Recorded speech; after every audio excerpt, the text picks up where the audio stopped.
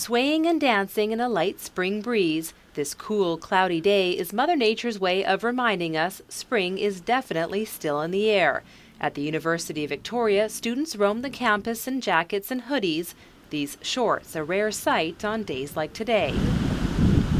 But with a little luck, we'll be back to the warm sunshine beating down. A chance to hit the beach, soak up the sun, and work on a tan. Do you check yourself once a month, or how often do you look? And while a golden summer tan may leave you looking happy and healthy, the sun's damage to the skin can often be overlooked and ignored until it's too late. We know that some ultraviolet is good for us, but it's just our concern is that we're still seeing cancer rates increasing. Face it, the C word is the last thing we want to hear from our doctor.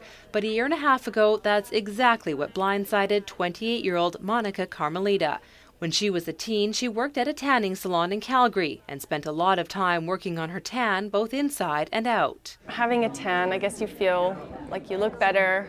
And it's nice to feel warm, the warmth of a tanning bed I always was drawn to, but it was very much a physical thing, like the tan made you feel as though you were looking better. A few years ago, she noticed some changes in her moles and went to have them checked out.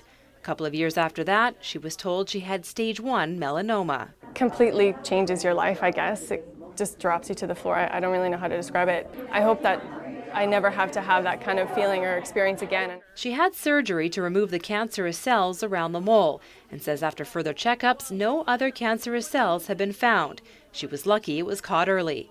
But at just 28 years old, the experience has completely changed her life. I see my dermatologist every 6 months for a full skin exam.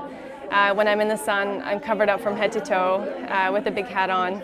I take vitamin D daily to supplement. It's why she's taking part in this skin cancer screening clinic at UVic. She says if just one person gets their skin checked, sort of above your eyebrows are usually some sensitive areas. Getting her story out there will be worth it. I've been out in the sun a lot, especially as a kid. I grew up on the beaches in Southern California. And at the time when you didn't put a lot of sunscreen on, we'd be out in pools, we'd be swimming all the time. You may be surprised to know that skin cancer is the most common cancer diagnosed in Canada. Nearly 6,000 people will be diagnosed with melanoma in Canada this year, and more than 900 people will die of it. There's a 1.4% increase in incidence of melanoma in men in Canada and a 1% increase in incidence in women. So a little less raised, but still it's going up, unfortunately. And Dr. Lupin says that's not just attributed to tanning beds. It's the length of time we're in the sun and not enough sunscreen. With sunscreen, I think people are getting 30s on, hopefully. Should be 30, should be a broader full spectrum, which tells you if it screens the UVA rays.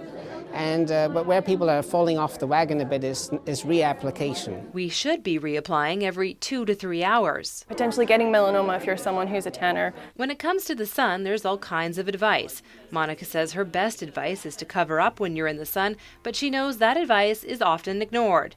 So at the very least, she says, keep an eye on your skin, and if you have any concerns, get it checked out. In Saanich, I'm Nikki Ewanyshyn for The Daily.